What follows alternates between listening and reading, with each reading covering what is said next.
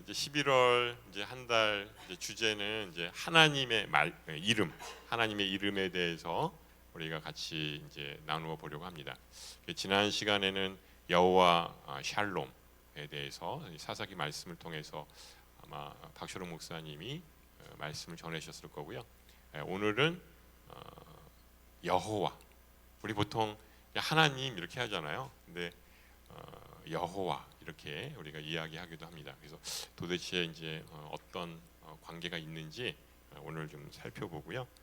주로 이제 출애굽기 말씀을 중심으로 해서 나눠보도록 하겠습니다. 그러니까 우리 개신교에서는 하나님을 뭐라고 그러죠? 하나님. 우리 보통 하나님 그러잖아요. 그렇죠? 그러면 천주교, 이 카톨릭에서는 뭐라고 그러죠? 하느님. 하나님과 하느님 서로 틀린가요? 똑같죠. 네, 똑같은데 서로 이렇게 호칭이 틀립니다. 아니 뭐 외국에서도 틀리잖아요. 우리 미국에서는 뭐라 그러죠? God이라고 얘기하죠. 또 일본에서는 뭐라 그러죠? 일본 카미사마 뭐 이렇게 얘기하잖아요. 다 하나님이라는 뜻을 갖고 있습니다. 그럼 왜 카톨릭에서는 하느님이라고 하고 우리는 왜 하나님이라고 할까요? 그것은 이 하나님을 바라보는 관점이 조금 이제 다르기 때문에 그렇습니다. 그러니까 하느님이라고 하는 것은 하늘에 계신 전지전능하신 분이다라고 하는 뜻이 좀 강하고요. 우리가 하나님 하는 것은 오직 유일하신 한 분이다라고 하는 걸 강조하는 것입니다. 근데 그 속성은 똑같죠. 그래서 우리가 이렇게 하나님, 또 카톨릭에서 하느님 이렇게 합니다. 또 그 이단 중에서 여호와의 증인 있잖아요. 여호와의 증인들이 우리를 공격하는 거 뭐라 그런지 알아요? 아니 너희들은 하나님 이름도 모르냐? 야 하나님이 뭐냐? 하나님이 여호와지. 성경에 보면 여호와라고 나와 있다. 이렇게 하면서 그걸 걸고 넘어져요. 그래서 자기네들은 하나님 이름을 아는 그런 그 사람들이다. 그래서 여호와의 증인 이렇게 얘기를 해요. 이렇게 각자 자기만의 그런 이제 하나님의 호칭들이 이제 다릅니다. 그 이름은 어떤 존재의 속성을 이야기하죠. 우리 모두 다 이름을 갖고 있잖아요. 물론 내가 내 스스로 이름을 짓지는 않지만 우리 부모님들이나 또 다른 분, 또 심지어는 그 장명가. 저도 사실은 제 이름에 대해서 좀 불만이 많은데 보니까 이 장명가한테 가서 이름을 지었더라고요. 제 이름이 뭐죠? 송석근. 근데 그 보통 세 자 중에 두 자는 이미 결정이 돼 있습니다. 이제 그 성은 결정이 돼 있고 이 석자는 그 제가 놀림을 많이 받았는데 돌석자라고. 졸석이 아니라 주석석. 이건 돌림자예요. 우리 형제들은 다 그 이 주석석을 이제 기본 세팅으로 갖고 있습니다. 한 자만 이제 그 장명가한테 가서 좋은 이름 이렇게 해달라고. 그래서 이제 근자를 썼어요. 근데 이 근자가 또 뿌리 근자. 이렇게 생각을 하는데 뿌리 근자가 아니라 무궁화 근자. 우리 박근혜 대통령이 쓰는 그 근자와 똑같은 겁니다. 근데 이게 알 수가 없죠. 우리 한글하고 또 한자하고는 또 이제 그런 이제 의미나 또 이렇게 우리가 그 발성을 할 때 그런 것들이 있거든요. 그래서 이제 이름을 잘 지어야겠다. 이름을 이렇게 잘못 지면 계속 아이들한테 놀림을 받겠다. 이런 생각을 갖습니다. 근데 이제 그 창세기에 보면 이 아담이 창조되고 나서 처음 한 일이 뭐냐면 그 동물들 이름을 지어준 거였어요. 딱 이제 동물이 이제 지나가면 저거는 호랑이, 저거는 사자, 저거는 곰, 딱 지어주는 거예요. 그러니까 그 이름을 짓는다고 하는 것은 바로 그 존재의 속성을 꿰뚫고 있다고 하는 것이죠. 그러니까 이 아담이 IQ가 굉장히 높은 거예요. 거의 한 900 가까이 된 것 같아요. 딱 존재만 보면 그 존재의 이름이 딱 생각이 나니까. 그래서 그렇게 이름은 굉장히 이제 중요한 의미를 갖고 있습니다. 그래서 이 하나님의 우리가 속성을 다 알 수는 없지만 이 하나님의 이름이 이제 성경의 곳곳에 나옵니다. 몇 가지인지 아세요? 한 26가지. 또 좀 더 확장을 하면 30가지 정도 하나님 이름이 있습니다. 그 생각나는 거 있으세요? 하나님 이름 생각나는 거. 여호와 샬롬. 지난 시간 했었으니까 여호와는 평화이시다. 또 여호와 이레. 하나님께서 우리를 여기까지 이끌어 주셨다. 또 여호와 니시, 여호와 니시 깃발이다라고 한 뜻이 있고, 또 여호와 라파, 치료하는 하나님. 이게 다 하나님의 이름으로 이제 사람들이 이제 하나님을 우리가 눈으로 볼 수는 없잖아요. 영이신 하나님을 볼 수는 없지만 우리가 인생을 살면서 하나님과 함께 동행할 때 하나님은 이런 분이야, 이런 분이야 이렇게 하면서 그 이름을 이제 지어 주셨 사람들이 지었는데 그게 한 26가지 정도 이렇게 나와 있습니다. 그래서 오늘은 여호와 이름에 대해서 이야기하는데, 여호와 자체가 여호와 이름이에요. 그래서 그 부분을 우리가 같이 나누어 보도록 하겠습니다. 이제 출애굽기 말씀을 우리가 이제 많이 읽잖아요. 출애굽기는 주로 어떤 내용이죠? 이스라엘 백성들이 이집트에서 430년 동안 노예로 살다가 이제 해방된 이야기죠. 그래서 그들이 젖과 꿀이 흐르는 가나안 땅으로 이제 나아가게 됩니다. 이렇게 된 것은 누구 때문이죠? 하나님이 그들을 택하시고 또 이끄셨기 때문이죠. 그래서 이 출애굽기를 우리가 잘 읽으면 하나님은 누구신가라고 하는 것을 우리가 잘 나타내주는 그런 책이라고 할 수가 있습니다. 하나님은 과연 어떤 분이실까요? 우리가 같이 나눠 봤으면 좋겠습니다. 그러니까 이스라엘 백성들이 그 이집트에서 해방되어서 나올 수 있었던 것, 그것은 그들이 독립운동을 해서 나온 게 아니에요. 그들은 완전히 아무 생각 없이 그냥 노예로만 살았어요. 그 기간이 무려 430년 동안. 430년이면 뭐 까마득한 세월이죠. 그 기간 동안 그들이 이집트에서 노예로 살았습니다. 그러면 우리는 그냥 노예로 태어나고 노예로 사는가 보다 이렇게 생각을 했겠죠. 그런데 어느 날 갑자기 이집트에서 나가라는 거예요. 이스라엘 백성들은 깜짝 놀랐죠. 이게 웬일이지? 그래서 그들이 결국 이제 가나안 땅으로 이제 나아가게 되는 것입니다. 이것은 전적인 하나님의 능력이죠. 전지전능하신 하나님께서 바로 이스라엘 백성들을 자기 백성으로 삼으시고 또 가나안 땅으로 이끄시겠다고 약속하셨기 때문입니다. 그러니까 이와 마찬가지로 우리의 구원도 이와 같은 것이죠. 우리의 힘으로 구원받을 수가 없는 것이죠. 그래서 에베소서 2장 8절에 보면 너희가 그 은혜를 인하여 믿음으로 말미암아 구원을 얻었나니 이는 너희에게서 난 것이 아니로 하나님의 선물이라. 이는 행위에서 난 것이 아니니 누구든지 자랑치 못하게 하려 하심이라. 그러니까 이 구원은 전적인 하나님의 은혜요 선물이라고 하는 것이죠. 그래서 이 출애굽기에 보면 이스라엘 백성들이 구원을 받은 것, 그것도 전적인 하나님의 은혜요 선물이라고 할 수가 있습니다. 그러니까 이것은 결국 하나님의 능력으로 예수 그리스도의 십자가의 은혜로 구원받을 수 있는 것이죠. 이스라엘 백성들의 조상은 이 아브라함이었습니다. 우리가 지금 창세기 말씀들을 계속 보고 있는데 지금 이제 우리가 야곱까지 이렇게 나아가게 됐는데 바로 그 조상이 아브라함이었죠. 이 아브라함은 처음에 갈대아 우르라고 하는 그 이스라엘 땅이 아닌 무려 2,500km나 떨어진 그 먼 곳에서 이 가나안 땅을 향해 하나님의 부르심을 따라 그가 나아갑니다.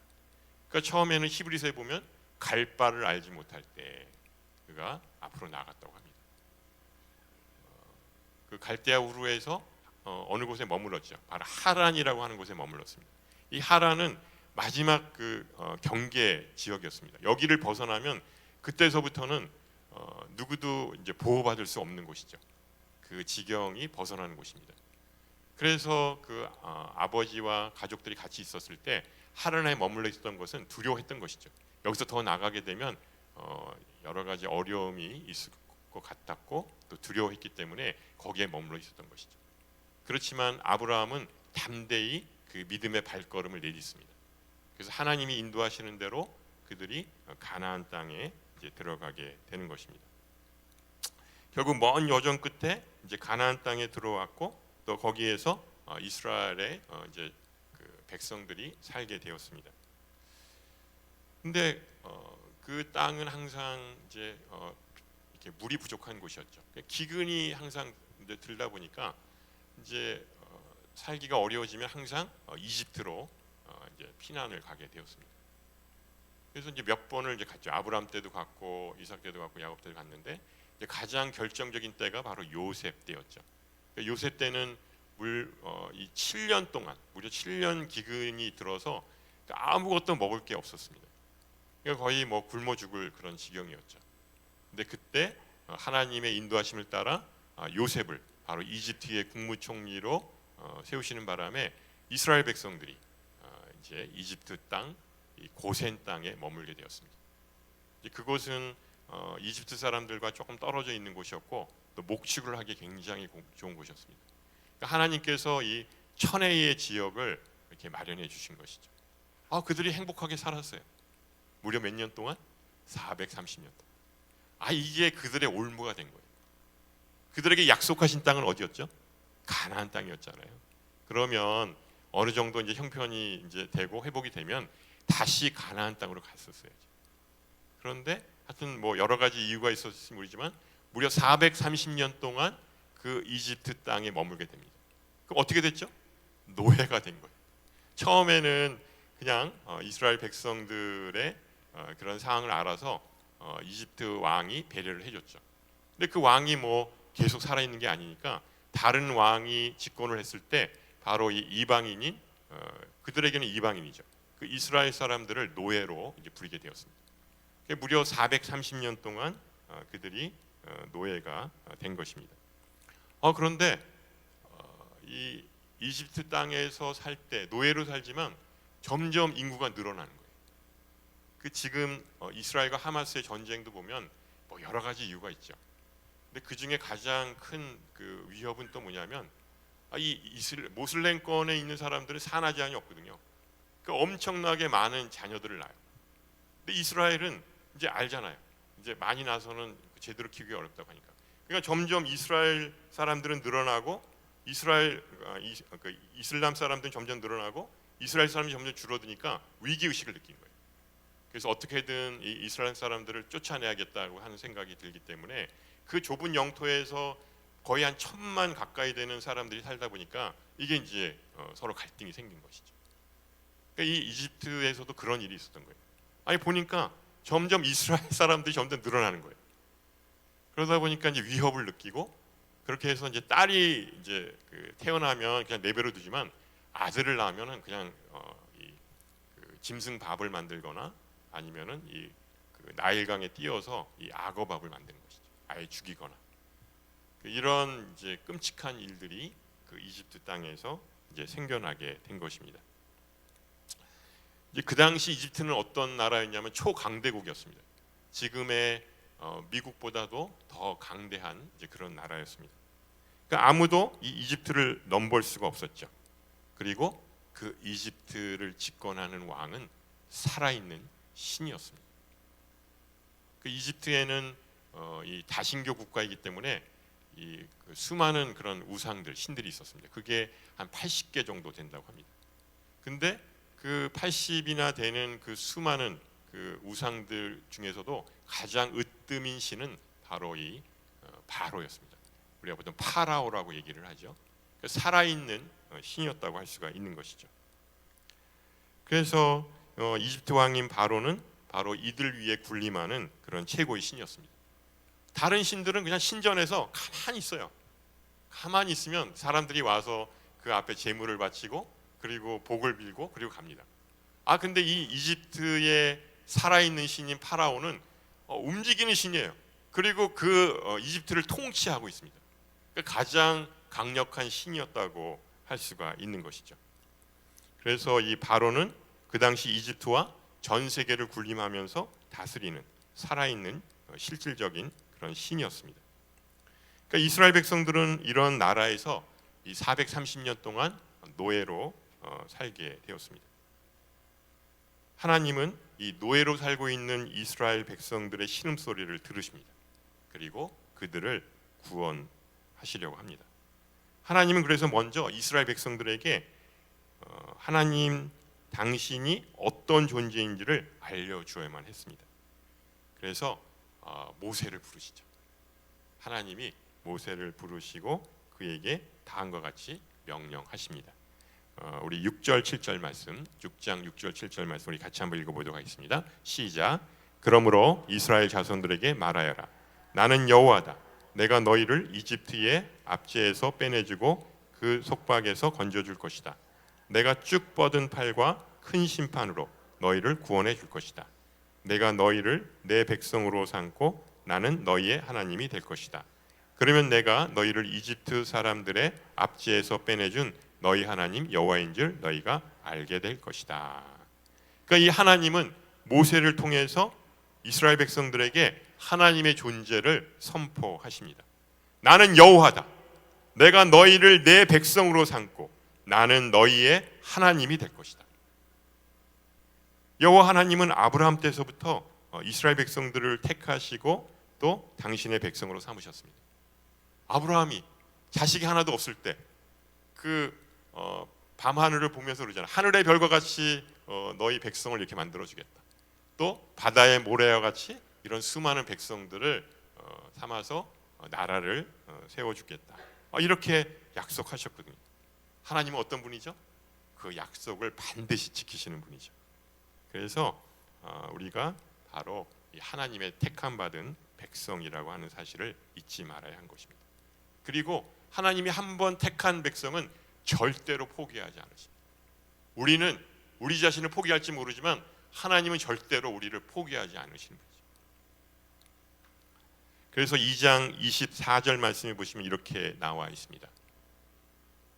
2장 24절 말씀에 보면 하나님께서는 이스라엘 민족의 신음소리를 들으시고 아브라함과 이삭과 야곱과 맺은 언약을 기억하셨습니다. 수백 년 전에 아브라함과 이삭과 야곱에게 했던 약속, 그 약속을 잊지 않으신 것이죠. 하나님은 한번 약속하신 것은 반드시 지키시는 분입니다. 그리고 하나님과 맺은 언약은 절대 잊지 않으시는 분입니다. 바로 수백 년 전에 아브라함과 이삭과 야곱에게 약속하신 그 약속을 잊지 않으시고 반드시 지키시는 것입니다. 그런데 그 기간이 너무 길면 사실 사람은 연수가 70이고 강건은 80이라고 80 정도 사람이 다 이제 잊어버리잖아요. 그러니까 그 기간이 수백 년 동안 이어져 보니까 이스라엘 백성들에게 하나님은 비존재였습니다. 하나님은 있으나 마나한 존재였어요. 무려 400년 동안 가만히 계셨거든요. 침묵하셨어요. 그러니까 이스라엘 백성들 입장에서는 하나님은 있으나 마나한 존재였죠. 그러니까 이 시간을 따져 보니까 430년이면 지금 2023년이잖아요. 한 1593년 정도 돼요. 그때 뭐죠? 임진왜란 때 나타나셨던 하나님인데 그 이후에 한 번도 나타나지 않으신 거예요. 그러면 그 하나님은 있으나 마나한 존재잖아요. 그러니까 이스라엘 백성들에게는 하나님은 바로 이 비존재에 해당됐던 것입니다. 그러면 하나님 정말 너무하시지 왜 그동안 나타나지 않으셨어요? 우리가 또 질문할 수 있지 않습니까? 그것은 바로 하나님의 생각과 이 사람의 생각이 다르기 때문입니다. 그러니까 하나님의 때와 사람의 때가 다르죠. 하루가 천년 같고 천년이 하루 같은 그러한 그 하나님의 그런 이제 카이로스의 시간에 있어서는 우리가 다 이해할 수는 없는 것이죠. 그렇지만 하나님의 때에 이스라엘 백성들을 구원해 내십니다.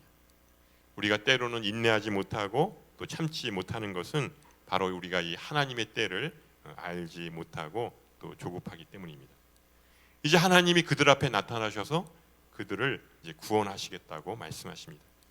그래서 먼저 이스라엘 백성들을 이끌어갈 이 모세를 지도자로 세우십니다. 그러면 하나님이 이렇게 부르시면 저를 보내소서, 이사야처럼 이렇게 딱 얘기하면서 나가야 되잖아요. 모세는 거절해요. 그러니까 있을 수 없는 얘기죠. 하나님이 그렇게 부르셨으면 거절하지 말아야 되는데, 근데 몇몇 그런 이 좀 문제가 있습니다. 이 요나도 그랬잖아요.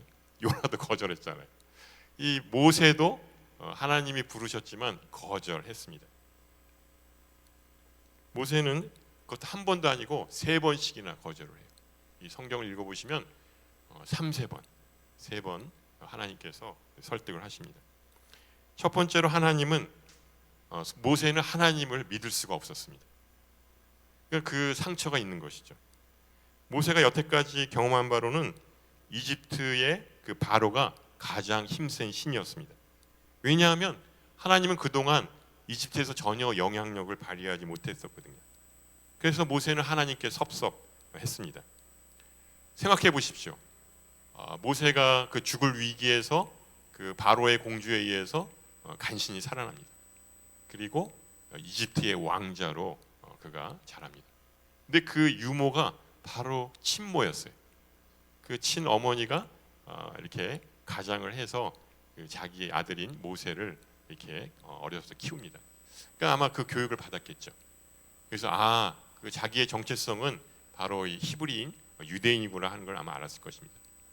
그래서 그 이집트 사람하고 이 이스라엘 사람이 그 다투고 있는 것을 보고 그 이집트 사람을 죽여버립니다.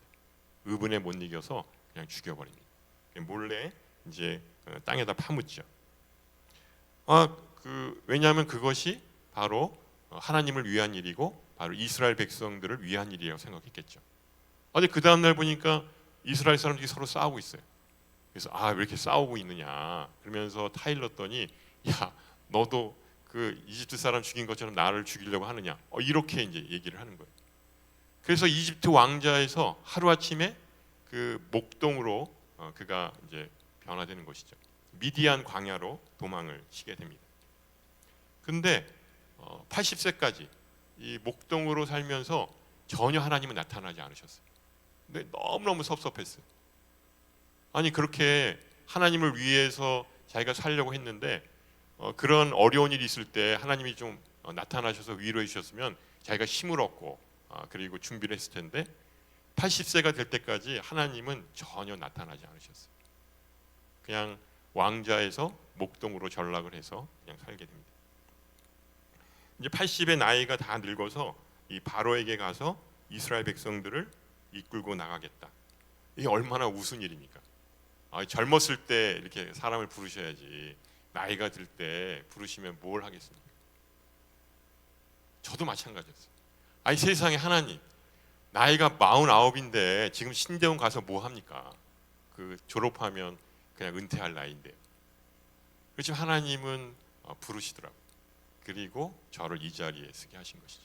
하나님의 그 부르심과 은사에는 후회하심이 없다. 저도 사실은 이제 그걸 경험했는데 이 모세도 마찬가지죠. 사람들이 비웃음을 살 게 분명하지만 그렇지만 하나님은 모세를 부르십니다. 두 번째로 모세는 자기 동족 이스라엘을 믿을 수가 없었습니다. 자기 동족을 위해서 그 이집트 사람을 때려 죽였습니다. 그러면 이스라엘 사람들은 이 모세를 이 동족으로 인정해야 하고 또 지도자로 인정을 해야 되는데 전혀 인정하지 않았습니다. 그래서 미디안 광야로 도망쳤죠. 그리고 40년 동안 이스라엘 백성들을 떠나 있었습니다. 그러니 뭐 아무도 알아주질 않죠. 그 무력감과 그 배신감 어쩔 수가 없었을 것입니다. 세 번째로 모세는 자기 자신을 믿을 수가 없었습니다. 그가 비록 이집트의 왕자로 40세까지 있었지만 정말 목동 생활을 40년 동안 하면서 그가 갖고 있는 모든 소양과 지식들을 다 잃어버렸습니다. 특히 맨날 양들하고 같이 생활하니까 이 말주변이 없는 거예요. 제가 도저히 이집트 왕 바로에게 가서 말할 수가 없습니다. 말주변이 없습니다. 그러면서 거절을 합니다. 또 모세는 또 이렇게 얘기를 하죠. 내가 이스라엘 자손에게 가서 야 너희 조상 하나님이 나를 너희에게 보내셨다 이렇게 얘기를 해야 돼요. 그러면 이스라엘 백성들이 물어보겠죠. 도대체 누가 보낸 거야? 그의 이름이 뭐야? 내가 그러면 무엇이라고 말을 해야 합니까? 이렇게 얘기를 하는 거예요. 근데 그때 하나님이 모세에게 이렇게 말씀하십니다. 출애굽기 3장 14절 말씀인데요. 이렇게 나와 있죠. 우리 같이 한번 읽어보겠습니다. 시작. 하나님께서 모세에게 말씀하셨습니다. 나는 스스로 있는 자다. 나는 이스라엘 백성들에게 말하라. 스스로 있는 자가 나를 너에게 보내셨다라고 말이다. 그러니까 하나님은 자신을 스스로 있는 자 이렇게 말하고 있습니다. 스스로 있는 자. 그게 바로 여호와입니다. 이 히브리어로 말하면 이렇게 돼 있죠. 에흐예, 아쉐르, 에흐예. 나는 스스로 있는 자다. 이 자음을 딴 것이 바로 야훼, 여호와입니다. 그러니까 바로 이 여호와라고 하는 것이 나는 스스로 있는 자다라고 하는 그런 뜻을 갖고 있습니다. 그래서 우리 영어로 따지면 I am what I am. 나는 나다. 그러니까 좀 풀어서 얘기하면 나는 스스로 있는 자다. 그러니까 모세가 물어봤을 때 나는 스스로 있는 자야. 애매하잖아. 이 나는 스스로 있는 자가 뭘까? 근데 또 하나의 영어의 뜻은 이런 게 있습니다. I will be who I will be. 나는 내가 되고자 하는 대로 될 존재이다. 그러니까 나는 스스로 있는 자다 그러면은 이렇게 정적으로 그냥 가만히 있는 존재로 생각을 하는데 이 I will be who I will be라고 하는 것은 바로 과거, 현재, 미래를 전부 주관하시는 분이 바로 우리 하나님이다. 그것이 바로 여호와 하나님이다라고 하는 뜻입니다. 그러니까 이것은 처음과 마지막이 되시는 분이다라고 하는 것이죠. 물론 이것도 우리가 명확하게 알 수는 없습니다. 왜냐하면 하나님을 우리가 어떻게 다 명확히 알 수 있겠습니까? 그래서 나는 스스로 있는 자다. 나는 되고자 하는 대로 될 존재이다. 이렇게 우리가 해석을 하는 것입니다. 하나님은 이제 끝내 이 모세를 설득하십니다. 왜냐하면 하나님의 고집은 영원하잖아요. 하나님이 여러분들을 설득하신다 그러면 그냥 순종하고 아멘 하십시오. 버팅겨봤자 하나님을 이길 수는 없습니다. 그래서 그가 이제 하나님의 부르심에 순종합니다. 또 여러 가지 기적을 보여주시죠. 이 뱀을 지팡이로 만들고 또 몸에 이 나병이 들게 하고 그리고 또 깨끗이 고쳐주시고 이런 놀라운 기적들을 이 모세를 통해서 이루게 합니다. 그리고 또 말 잘하는 그 대변인 이 형 아론을 붙여줍니다. 그래서 모세 대신에 아론이 이 대변인 역할을 하게 됩니다. 그리고 이제 드디어 이집트 바로에게 가서 말합니다. 바로 왕이여, 하나님이 우리를 이집트에서 나가라고 했습니다. 우리를 이집트에서 내보내 주십시오. 그러면 바로가 그 모세 이야기를 듣고 그래 너희들 나가라 이렇게 해야 되잖아요. 바로가 비웃습니다. 코웃음을 치면서 이렇게 얘기를 하죠. 5장 2절 말씀입니다. 우리 같이 한번 읽어보겠습니다. 바로가 대답했습니다. 여호와가 누구이기에 내가 그의 말을 듣고 이스라엘을 보내야 한단 말이냐. 나는 여호와를 모르니 이스라엘도 보내주지 않겠다. 난 몰라. 난 여호와가 누군지 몰라. 당연하죠. 이 바로는 살아있는 신입니다. 이집트 초강대국, 전 세계를 지배하는 그 나라의 왕이고 신입니다. 그러니까 그 밑에 그 수많은 신들도 다 보면 자기 발 밑에 있거든요. 그러면 여호와 하나님? 몰라 난. 그건 뭐냐면 나는 여호와 하나님을 인정하지 않겠다라는 뜻이에요. 왜냐하면 내가 살아있는 신인데 나보다 더 위대한 신은 없다라고 생각을 갖고 있는데 그 여호와 하나님이 보내준다고 해서 보내주겠습니까? 그래서 나는 여호와를 인정하지 않겠다 이렇게 얘기를 합니다. 그리고 나서 야 너희들이 정말 이제 정신 못 차리고 있구나. 너희들이 이제 열심히 지금 일을 하고 있는데 한가하니까 이런 엉뚱한 소리를 하는구나. 그러면서 이 벽돌을 만드는데 집을 주질 않아요.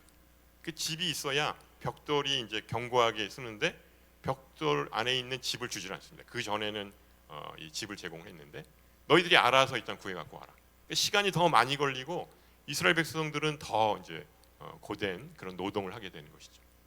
그랬더니 그 이스라엘 백성들이 이제 바로를 원망하는 것이 아니라 이 모세와 아론을 원망합니다.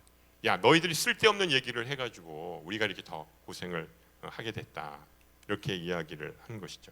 그래서 5장 21절에 보면 이렇게 나와 있습니다.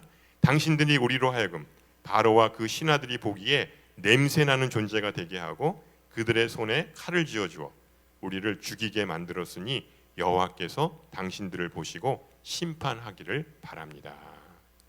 그러니까 모세와 아론을 원망합니다. 그리고 이스라엘 백성들은 하나님께 기도해요.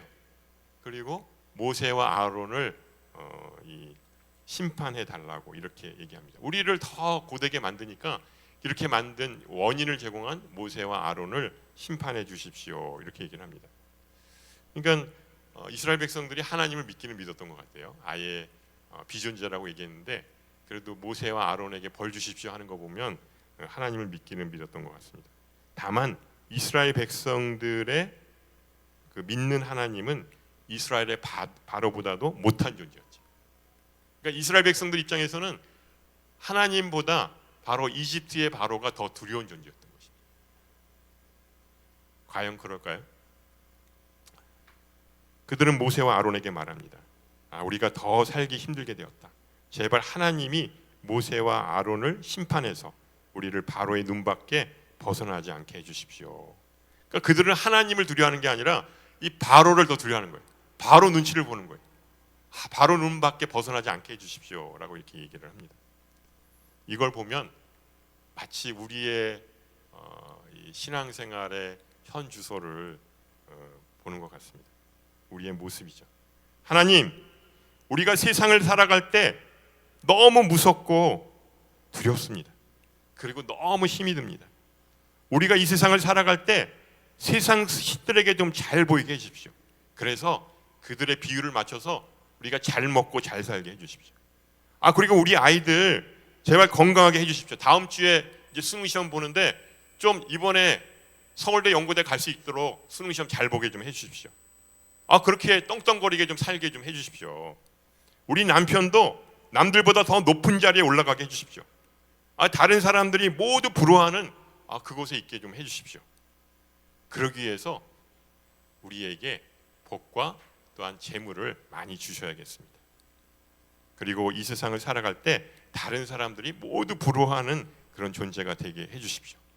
이렇게 우리가 하나님께 빌지요. 우리는 이렇게 하나님을 세상 신들보다도 더 못한 존재로 만들고 있다라고 생각이 듭니다. 이스라엘 백성들에게 있어서 하나님은 이 세상에서 자기만을 잘 살 수 있도록 도움을 주는 바로 조력자 역할밖에는 취급하지 않는 것이죠. 아직도 이스라엘 백성들은 하나님이 어떠한 존재인지를 깨닫지 못하고 있었습니다. 이스라엘 백성들이 두려워하는 존재는 하나님이 아니라 바로 이집트 왕 바로였습니다. 오직 그들은 바로의 눈밖에 벗어나는 것만을 두려워했습니다. 만일 하나님이 이집트의 바로보다도 못한 존재라면 어떻게 하나님이 나서셔가지고 이스라엘 백성들을 구원하시겠다고 하셨겠습니까? 그래서 하나님은 이스라엘 백성들에게 하나님이 어떠한 존재인지를 알려주어야만 했습니다. 그래서 실장 4절에 보면 이렇게 나와 있습니다. 우리 같이 한번 읽어보겠습니다. 시작. 바로가 너희 말을 듣지 않으면 내가 이집트의 능력을 행사해서 큰 벌을 내려 내 군대 곧 내 백성 이스라엘 자손을 이집트 땅에서 나오게 할 것이다. 그러니까 이집트 땅에 10가지 재앙을 일으킵니다. 무시무시한 재앙이죠. 아마 요한계시록에 나와 있는 재앙 보다는 좀 못하지만 아마 성경에 나오는 재앙 중에서 가장 이 무시무시한 그런 재앙일 것입니다. 그러니까 한 나라를 무자비하게 이렇게 다루십니다. 그래서 그 10가지 재앙 아시죠? 나일강을 피로 만듭니다. 그러니까 물을 먹지 못하게 만듭니다. 또 개구리, 또 파리, 또 돌림병, 또 종기 이런 것들을 일단은 이스라엘 그 이집트에서 만연하게 만듭니다. 또 이 우박, 요새는 그 우리 현상에서 보죠. 자연현상에서 우박이 얼마나 큰지 이 사람들이 그거 맞고 이 다치기도 하고 또 심지어는 죽기까지도 한다고 하는데, 그리고 또 메뚜기도 아시죠? 네, 그 무시무시한 그 메뚜기 떼가 막 수십억 마리가 이렇게 한번 들판을 지나가면 모든 곡식들을 전부 다 초토화시킵니다. 그리고 흑암의 그런 재앙, 마지막에는 장자의 재앙을 일으킵니다. 이 10가지 재앙을 통해서 이집트를 완전히 초토화시킵니다. 그래서 결국 이집트 왕 바로가 이스라엘 백성들을 이제 내보내게 됩니다. 어떤 분들은 그러더라고요. 이집트 왕이 너무 고집이 세서 그 장자의 죽음까지도 봤는데도 내보내지 않았다. 그 다음은 어떻게 됐을까요? 이렇게 질문을 해요. 어떻게 됐을까요? 그렇게 했으면 아마 이집트는 완전히 이 지구상에서 없어졌을 것입니다. 결국 이집트 왕은 이스라엘 백성들을 결국 자기 땅에서 내보내게 됩니다. 근데 이 이집트 왕 바로가 첫 번째 재앙이 있었을 때 금방 돌이켰으면 그래도 좀 낫을 거 아닙니까? 근데 이 10가지 재앙 하고 이게 버티고 고집을 부리다가 결국 마지막까지 이렇게 가게 된 이유는 바로 자기가 이 세상에서 가장 위대한 살아있는 신이라고 착각했기 때문입니다. 바로는 결국 10번째 그 장자의 죽음을 보고 이스라엘 백성들을 이제 내보내게 됩니다. 그리고 7장 5절에 이렇게 나와 있습니다. 우리 같이 한번 읽어보겠습니다. 내가 내 손을 이집트에 뻗어서 이스라엘 자손을 그곳에서 이끌어낼 때 이집트 사람들이 내가 여호와인 줄 알게 될 것이다. 그제서야 이제 이스라엘 백성들이 하나님이 어떠한 존재라고 하는 것을 알게 된 것이죠. 여기에 보면 하나님의 속성이 두 가지가 있습니다. 하나는 구원자 하나님입니다. 아브라함을 통해서 이스라엘 백성들을 택하시고 또 복을 주시겠다고 약속하십니다. 이스라엘 백성들은 430년 동안 이집트의 노예로 살았지만 결국 하나님의 그런 은혜로 그들이 구원을 받고 또 하나님은 그 약속을 지키십니다. 하나님은 우리를 그렇게 택하시고 또 구원하시고 또 복을 주십니다. 우리는 이 전능하신 하나님의 약속을 믿고 우리가 이 땅에서 인내하며 살아야 하는 것입니다. 두 번째 속성은 뭐겠습니까? 그것은 바로 심판자 하나님입니다. 이집트의 백성들에게는 무시무시한 이 심판의 하나님이었습니다. 하나님은 세상을 지배하며 살아있는 신인 그 이집트 왕 바로를 철저하게 무너뜨립니다. 이 이집트 왕 바로는 바로 뭐죠? 이것은 바로 사단 마귀의 속성을 보여주고 있습니다. 하나님을 외면하고 전능하신 하나님의 주권을 인정하지 않습니다. 하나님을 외면하고 무시하는 자들은 하나님의 심판을 면할 길이 없습니다. 그래서 우리가 회개해야 하고 돌이켜야 하는 것이죠. 돌이키지 않으면 멸망할 수밖에 없는 것입니다. 우리가 지금 잠언의 말씀을 보고 있죠. 거기에도 보면 두 가지 선택의 길이 있습니다. 의인의 길과 악인의 길, 지혜로운 자와 어리석은 자. 이렇게 두 가지 길을 선택하는 것은 우리로 하여금 어떤 길을 선택할 것이냐. 오늘 말씀처럼 바로 구원자 하나님을 택할 것이냐, 아니면은 바로 이 심판자, 너희들이 심판을 받을 것이냐. 그것을 우리 앞에 놓여져 있다고 보는 것이죠. 하나님이 이집트에서 이렇게 무자비하게 한 것, 그것은 바로 이것이 신들의 전쟁이기 때문에 그렇습니다. 바로 이 하나님과 이 세상에 있는 이 신들과의 그런 전쟁이기 때문에 그렇습니다. 우리가 따는 이 땅도 마찬가지죠. 우리가 영적인 전쟁, 물리적인 전쟁은 뭐 이스라엘과 하마스, 또 뭐 러시아와 또 우크라이나가 전쟁을 벌이지만 우리 안에는 이 보이지 않는 그런 영적인 전쟁이 있죠. 바로 그것은 이 신들의 전쟁이기 때문에 그런 것입니다. 하나님께 속하든지 아니면 사단 마귀에게 속하든지 우리는 우리의 삶을 선택해야 합니다. 그것이 바로 우리가 살아가는 이 세상에서 이 두 가지 선택의 길이 있다는 것입니다. 하나님의 이 전능하신 손길 안에서 붙잡혀 살아가든지 아니면 세상 사단 마귀에 속해서 마귀에게 붙잡혀 세상 노예로 살아가든지 우리는 그 길을 선택해야 하는 것입니다. 물론 우리의 본능과 속성은 죄에 사로잡혀서 세상 것을 더 그리워합니다. 그러니까 우리가 세상에 살면 미혹되기가 쉽잖아요. 왜냐하면 우리 본능 안에 이 죄된 속성이 있기 때문에 그렇습니다. 그러니까 이스라엘 백성들이 이 광야에서 어려움을 만났을 때 그들은 뭐라고 그랬죠? 다시 이집트로 돌아가겠다. 아니 그 노예 생활을 하고 끔찍한 그 생활에서 어려움을 만났을 때 다시 돌아가겠다는 거예요. 노예로 살겠다고 하는 거예요. 우리가 그렇지 않습니까? 우리가 하나님이 택하시고 여기까지 왔는데 조금 힘들거리면 이럴 줄 알았으면 예수 괜히 믿었어? 혹시 이런 분 계시지 않습니까? 그렇지만 그럴 수 없습니다. 우리가 다시 죄의 노예로 돌아갈 수 없습니다. 왜냐하면 앞에는 홍해 바다가 있거든요. 뒤에는 이집트 군사들이 쫓아옵니다. 사면 초가입니다. 우리가 어디도 갈 데가 없습니다. 어떻게 해야 되죠? 결국 우리의 살 길은 하나님이 이끄시는 대로 앞으로 순종하며 나가야 합니다. 그러면 바로 이 홍해가 갈라지게 되는 것이죠. 그리고 가나안 땅에 이르게 되는 것입니다. 우리는 광야의 눈으로 사는 것이 아니라 바로 믿음의 눈을 갖고 살아가는 것입니다. 믿음의 눈은 보이지 않습니다. 그렇지만 우리가 하나님을 의지하고 예수님을 붙잡고 살아갈 때에 그 길이 바로 열리게 되는 것입니다. 하나님은 우리를 이 세상 속에서 단련하시고 정금과 같이 굳건한 믿음으로 만들어 가십니다. 우리 모두 이 세상 신에 붙잡혀서 살아가는 세상 노예가 되지 맙시다. 오직 하나님의 의로운 오른손으로 붙들려서 세상을 이기며 또 하나님의 자녀로 살아가시는 저와 여러분 되시기를 주님의 이름으로 축원합니다. 기도하겠습니다. 살아계신 하나님 아버지, 구원의 하나님을 바라보면서 오직 하나님만 의지하는 복된 인생 되게 하여 주시옵소서. 하나님은 비존재가 아니라 바로 지금 살아계셔서 우리와 함께 하시고 또 임마누엘 되시는 참 좋으신 여호와 하나님을 깨닫게 하여 주시옵소서. 전능하신 여호와 하나님의 오른손에 붙잡혀 사는 축복의 통로가 되게 하여 주시옵소서. 우리를 택하시고 또 구원하신 그 하나님의 은혜를 언제나 기억하면서 늘 감사하는 하나님 백성 되게 하여 주시옵소서. 감사드리며 이 모든 말씀 예수님의 이름으로 기도합니다. 아멘.